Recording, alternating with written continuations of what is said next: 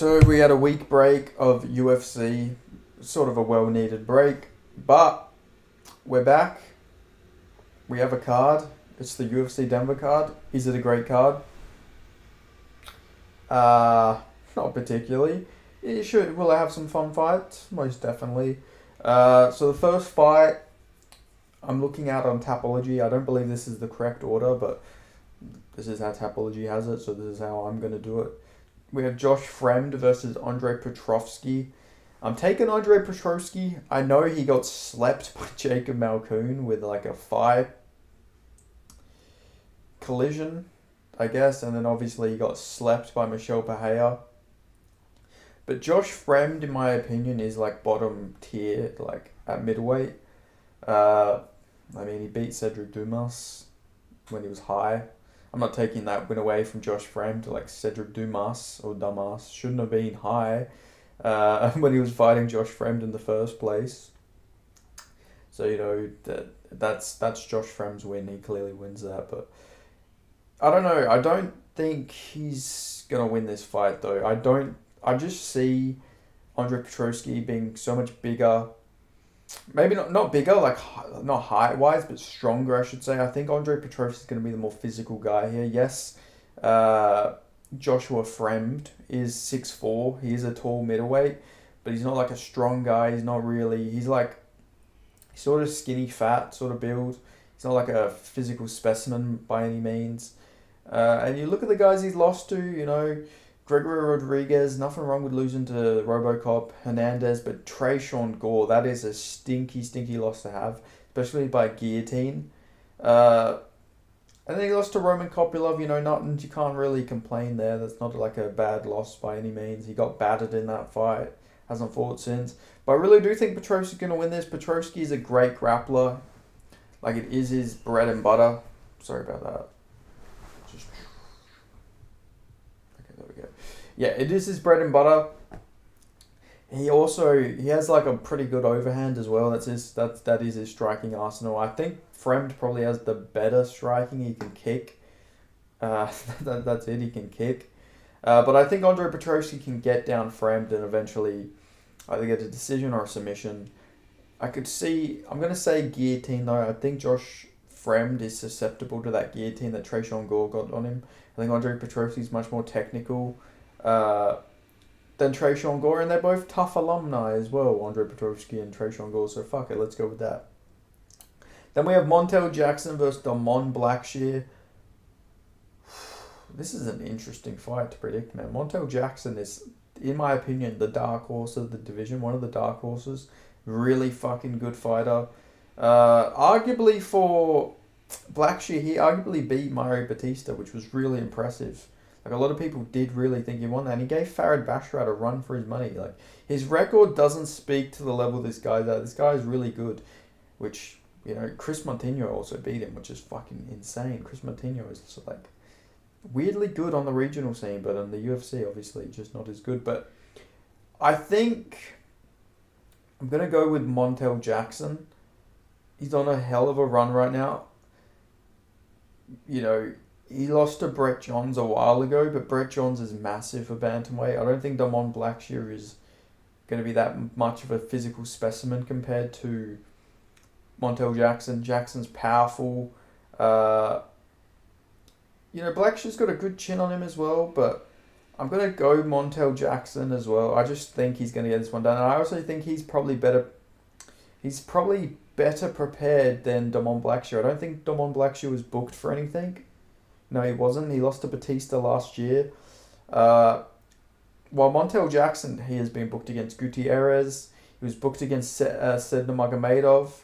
And then he was booked against Farid Basharat for Saudi Arabia. So he's been booked with a bunch of fights. He's had a lot of things scheduled. I believe Farid Basharat's the one who pulled out of that fight as well. Yeah, Basharat withdrawn. So he's not injured or anything. He's been prepared. I think he's going to come in here fully prepared. And I think he's going to put on a pretty good performance here over Damon Blackshear. So yeah, I'm going with Montel Jackson here. Then we have my wife Liana Santos. I'm kidding. We have Liana Santos versus Maria Agapova. I'm going to take Liana Santos here. I think her cardio is much better. And I think that's at this stage, I think that's all you need to beat Arapoga is just have good cardio. And Liana Santos has third round finishes on her record, which leads me to believe she's got the better cardio. She has a Kisa Gatame leg Americana. I'm not quite sure what that is, but she got that in the third round. She's got a few decision wins, so she can go 3 rounds. As we know, Maria Agapova does gas out really badly. She's got one of the worst gas tanks in the women's division, maybe in the UFC. She's a lower weight class fighter as well, you got to remember that. Literally look at her record. She has 1 decision, 2 decisions, but then it's like first round. She's got a third round armbar, but come on, man. Look at this. First round. Third round, she got Marzo out of there, but Marzo isn't particularly great. I think Liana Santos is probably going to get Agapova out of there with a TKO. Just really gassed. I will never forget that Shona Dobson fight, I think it was, or Dodson. Which one was it? Shona Dobson. I'll never forget that fight.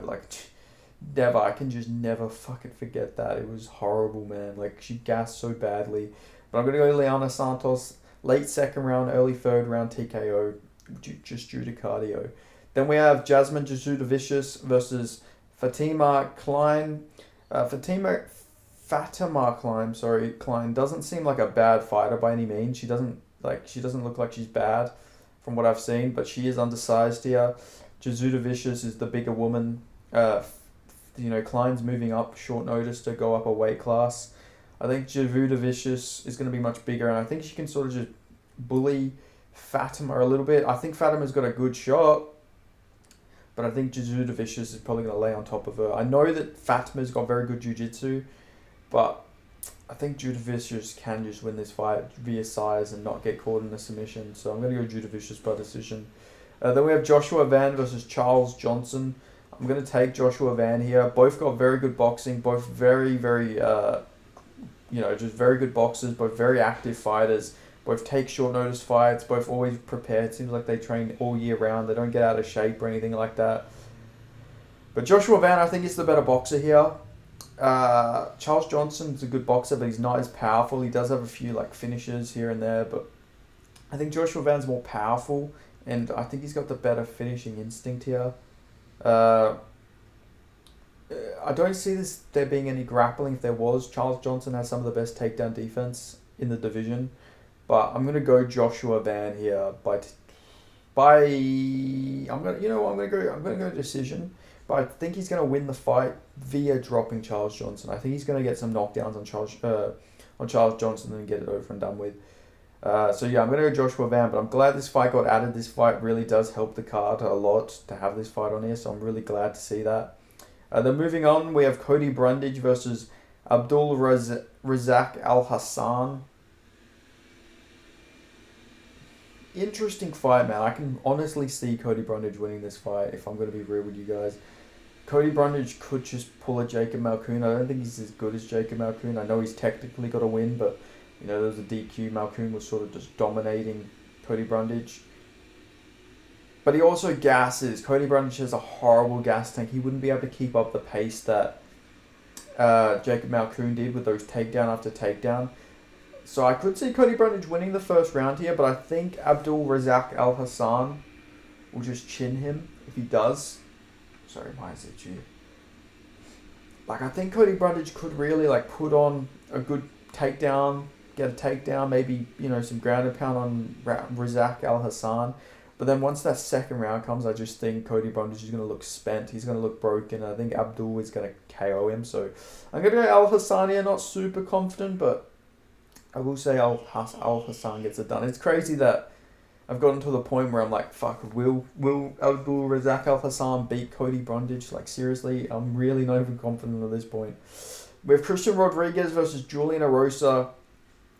I'm taking Christian Rodriguez. I think he'll get this one done. I normally, there is fights where you're like, maybe Julian Erosa will win this, and this is one of those fights where you could really see a Julian Erosa upset. He seems to win the fights that he shouldn't win. And this is all fight he shouldn't win. But I think Christian Rodriguez is generally just a good fighter. I think he will get this one done. I think he can take him down, beat him up a little bit. But yeah, I'm gonna go Christian Rodriguez by decision. I don't think he's like a big knockout threat. You look at his fights; he's got a lot of decisions. Like honestly, he's all decisions. Decision. Oh, he's got one choke, but then it's decision. So yeah, Julian Erosa does normally get chinned, but I think Rodriguez is sort of gonna just like. Yeah, I think he'll get a decision. I think it's gonna be competitive, but Rodriguez will get it done. Then we have Gabriel Bonfim versus Ange Lusa. I'm actually going to be taking Ange Lusa here. I worry because this is at high altitude, but we have seen Ange Lusa in high altitude before. And yeah, he gassed out, but he didn't look horrible. He did win that fight as well against AJ Fletcher. Bonfim, on the other hand, we've seen him gas out against Nicholas Dalby at normal fucking altitude, not at high altitude, get beat up. And got broken in that fight. And I don't think Gabriel Bonfim's going to be able to take down Ange Lusa. Lusa's got some of the best takedown defense in the division. That's generally the best part of his game, to be honest, is his takedown defense. He's doesn't do combos with his striking. We don't ever see him for a 1-2. It's normally like a jab kick. It's not like he's not mixing up the hands. It's normally one hand. He's doing singular shots. But I do think he's going to just move forward a lot to Gabriel Bonfim, stop takedowns, keep hitting him over and over, and I think he will eventually break Gabriel Bonfim. It's just a read I've had since his fight got announced. I know Ange Lusa didn't look that good against Brian Battle, but Brian Battle is completely different. He's a kicker, he's a lot taller, he's a really long-rangey striker. So yeah, obviously that fight still went to a no contest, but, Brian Battle was whooping on him, to be fair. But yeah, I don't know. I think Ange Lusa is going to get this one done. It seems like a good stylistic matchup, especially at high altitude with Bonfim, who we have seen gas before. And then we have Drew Dober versus Gene Silva. Gene Silva moving up to lightweight on short notice. He's going to be fighting on back-to-back cards, which is pretty interesting to see. Now, I don't know if Gene Silva's a brother or not. You know what I'm saying? But he is Brazilian, so he probably does some mixed heritage. So Drew Dober is probably going to be coming, like, looking at him in the weigh-ins. He's like, are you or are you not? Are you... yeah. And then Drew Dober's going to be like, fuck it. You're not... He's like, you're not as white as me, so I'm coming with fucking devilish fucking intentions. So I think Drew Dober's going to get this one done. I think he will chin Gene Silva. Gene Silva looked good, but against Charles Jourdain, he did miss weight. Both of his fights, he did miss weight. Like, yeah, it was impressive. He chinned Jourdain. We don't ever see Jourdain get finished. But I think Drew Dober's, like, too big. This isn't like him moving up and fighting a featherweight on short notice. This is a fucking welterweight size lightweight. Drew Dober's, like, a massive dude. And I think he's going to get this one done. So, Drew Dober KO, in my opinion. What the fuck? This can't be right. The co-main event, Santiago Ponzinibbio versus Muslim Salikov. That's really the co-main event. Are you crazy? I'm going to go Ponzi. Salikov has not looked great lately. Let's be real. Like, cool. He chinned Andre Fialho, but at this point, who hasn't? Lost to Dalby, but Dalby, I think we got to realize, is very competent. He's not like a bad fighter. But then he got chinned by Randy Brown. He got chinned by Zhang Wei. I was about to say Zhang Wei Li, the Leech. Li Jingliang, sorry. His name was the other way around. So I was like, how the fuck do I pronounce his name? I think Ponzinibbio's got this one. I really do think he's got this fight, to be honest with you guys. Yeah, he's coming off a loss to Kevin Holland. He's taken a lot of time off. His chin's going to be rejuvenated. He did chin Alex Moreno as well. Like, yeah, he's old as well. He's not in his prime by any means. But fucking Muslim Salikov is ancient compared to him. That's like saying something. Like, Salikov's like fucking 40 years old. 3 years older, coming off some bad KO losses. And we all know Stolikov was very durable, never been chinned before the Leech fight. I think Santiago Ponzinibbio is going to get this one done, to be honest with you guys. I think he's going to knock him out. I think he's going to knock out Muslim Stolikov and get this one done. So, yeah. I know Stolikov's a great striker, but his chin is just worrying and he is getting older. He's not looking like himself, so I'm going to go Ponzinibbio. Then we have Rose Namajunas versus Tracy Cortez. And I think I'm going against the grain here. I really do think I'm picking an underdog here. I think Tracy Cortez is going to get this one done. She's impressed me a lot more than Rose Namajunas has lately, to be honest with you guys. Boxing's looking really good. Her cardio is really good. She's looking good as well. But also, outside of that, like she's grappling's looking good. She is generally just looking really improved. Her boxing is good. She really impressed me against Jasmine Javudavicius. She looked good against Gardo. Like, her hands are looking really good. She's younger than Rose, I believe. Only by 2 years, okay. Not the age difference isn't as big as I thought it was, but I think Tracy Cortez is much more fresh. She hasn't been at the top of the mountain. Rose Namajunas, she does train at Denver, I believe, so maybe she's going to be more used to the altitude. But I don't know, I just have a weird feeling Tracy Cortez is going to beat up for Rose Namajunas and get this one done. Maybe I'm completely wrong, but I don't know. Tracy Cortez, she has underrated boxing. She really does. I know Rose is a great striker as well. And if Tracy Cortez goes out of there and knocks her out, that'd be crazy because, Rose beat Weili Zhang twice.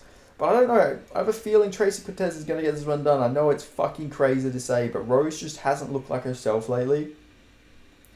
Like, yeah, she beat Ribis, but she didn't look amazing in that fight. And, flyweight isn't her weight class. She is a strawweight at the end of the day. But yeah, I'm going to go Tracy Cortez getting this one done. So yeah, I'm going Tracy Cortez. Those are my picks. Let me know your picks in the comment section below. And yeah, thank you so much for watching. Yeah, we'll see what happens. We'll see if I'm right. But yeah, peace. See you guys next time, and hopefully there's some interviews for this week. So yeah, thank you. Peace. Bye. Adios.